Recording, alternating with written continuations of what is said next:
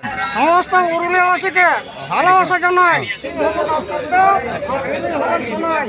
তো সবাইকে জানাই। বাকিটা আমাদের রাষ্ট্রটা বললে বা সময়টা বললে পুতুলটাই দারুণ কথা বলছে, বুঝতে পারলেন? এমন কথা বলতে দেখিনি এর আগে কোনো পুতুলকে। আসে তো কেমন কথা বলছে দেখো। আমার তো ডর লাগছে দাদা।